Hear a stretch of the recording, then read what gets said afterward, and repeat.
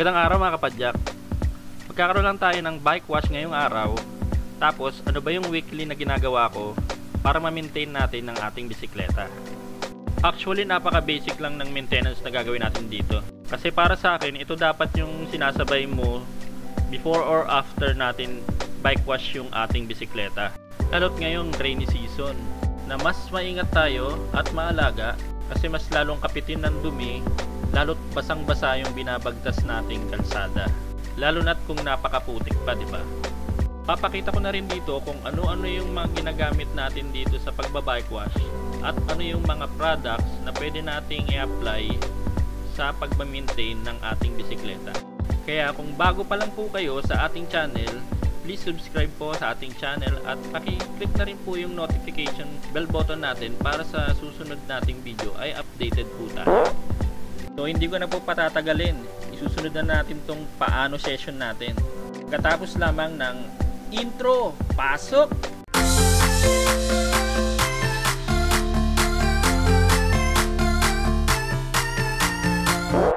Oh, may pautot pa talaga. So yan, meron tayo ditong mga products, item, tsaka kagamitan na pwede natin gamitin sa ating pagbabike wash at sa basic maintenance ng ating bisikleta. Kung mapapansin nyo, gamit din sa bahay, yung iba naman ay nabibili din sa shop. So umpisahan natin dito sa napaka cute nating batya. Tapos kung mapapansin nyo, napakarami nating klase ng basahan. Mamaya sasabihin ko kung ano yung mga use nila. Tapos itong brush, ito sigurado meron kayo sa bahay nito, dishwashing liquid para sa mga nagbabudget. So kung may budget ka naman, bili ka na lang din ng bike specific na product. You know, rich kid, may pambili ng 420 Formula Degreaser. Actually maganda kasi ito kumpara dun sa WD-40. Para sa akin lang naman. Tapos ito BS1. So ginagamit ito after natin mag bike wash. And then ginagamit ko rin kasi ito dun sa aking e-bike eh. Pampapogi ba?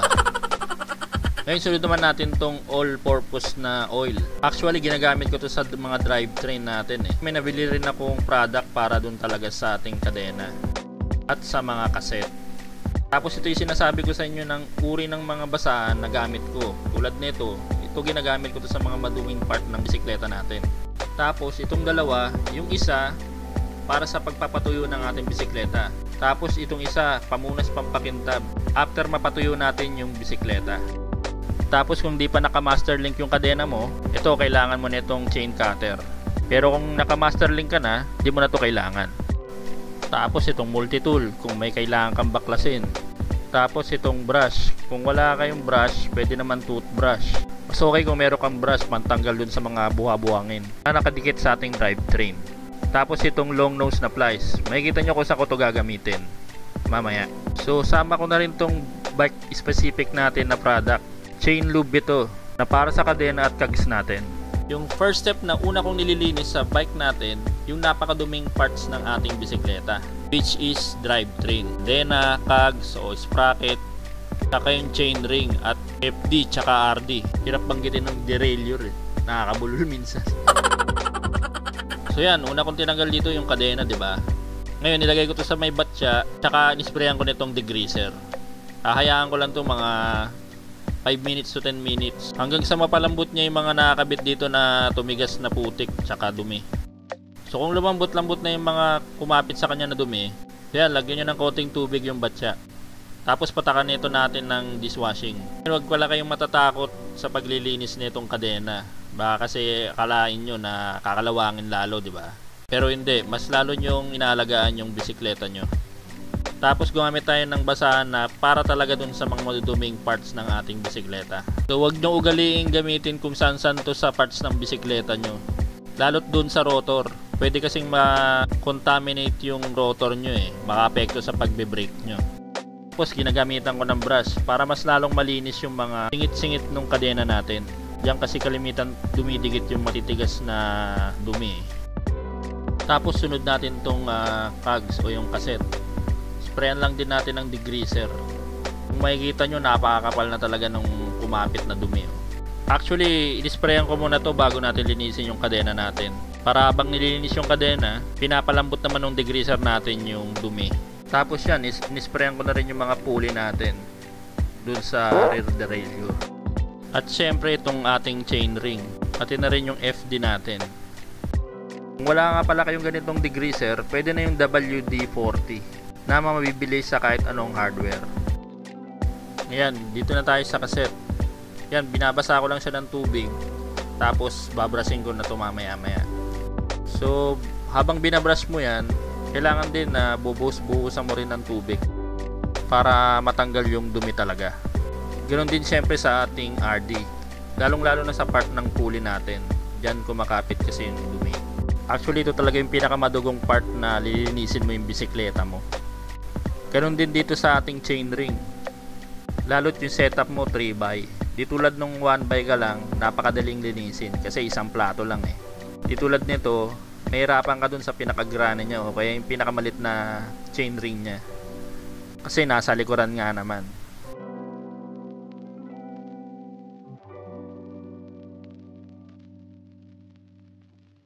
Yan, tapos para siguradong tanggal yung mga dumi, ini-sprayan ko to ng tubig.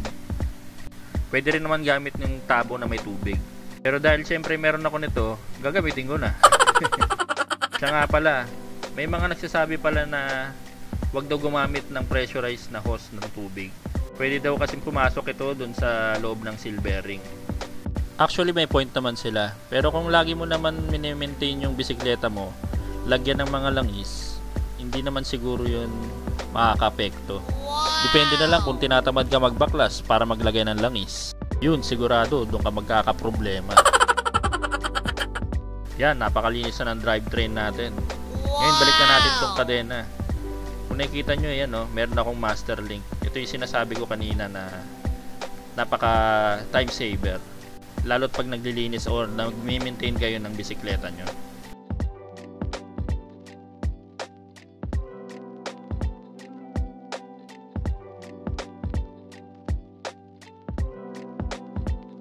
Yan, mapunta na tayo dito sa kabuuan ng bisikleta na linisan. So, binabasa ko lang muna ito, lalo-lalo na yung frame, gulong, tsaka yung part na natalsikan ng mga dumi, lalo na yung mga putik na tumigas. So, yan, panibagong lagay na naman tayo ng ating dishwashing. Yan, pagkatapos nating pabulayin yung basahan dun sa tubig na may dishwashing, yan, pupunas na natin to sa mga bahagi na gusto nating linisin. Kung makikita nyo, ibang basahan yung ginagamit ko dyan. Sa ganyang uri kasi ng basahan, may iwasan natin yung gas-gas galing dun sa mga buhangin kumapit dun sa ating frame.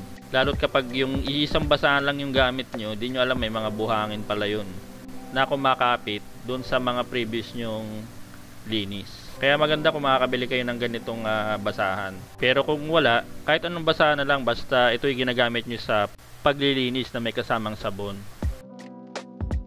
So yan, pati yung hubs natin tsaka yung ating rotors talagang nililinis ko ng maigi.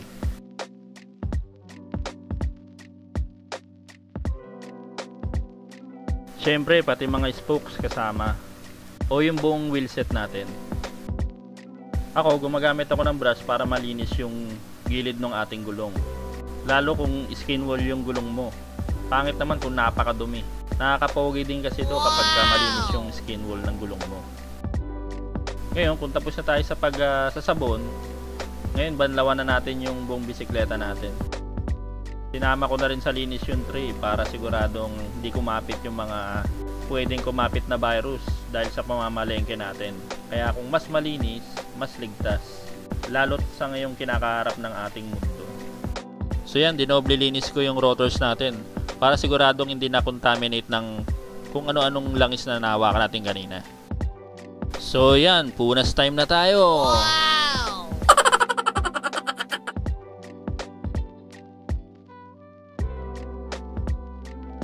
So yan, gamit ng ating BS1 na pang shine, siguraduhin yun tuyong-tuyo yung bisikleta nyo para mas maganda yung kapit nito.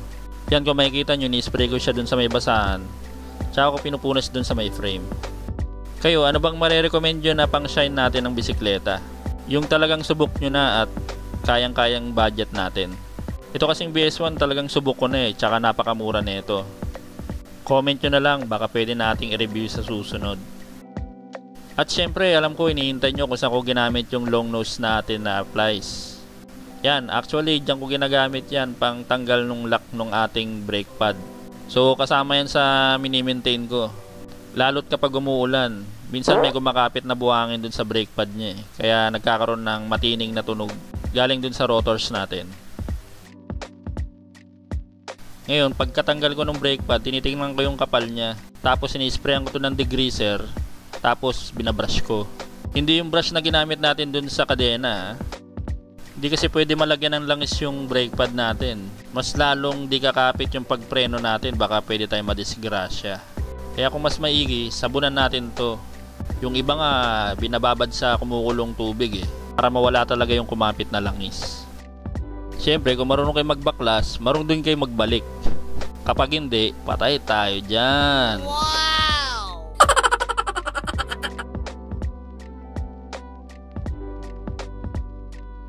Tapos ito yung pinakapinali natin na ginagawa natin sa bisikleta. Kung makikita nyo sa kaliwa nating video, ginamitan natin ng mud crank na chain lube. Tapos sa kanan naman na video, yung multipurpose lang natin na oil. So kung makikita nyo, kada chain nilalagyan ko talaga siya at pinapatakan ko. Tapos siya na yung magdi-distribute dun sa cassette natin ng konting langis. At syempre pati na rin yung mga joints ng ating RD tsaka FD. Nilalagyan din natin ng konting langis yan. Pati yung mga springs nya nilalagyan din natin. Mas maigi kung ilalagay natin sa mga joints at sa mga spring yung grease talaga. Yun din kasi yung nilalagay sa mga seal bearing natin. Pero nilalagyan ko lang yun after 3 months to 6 months siguro.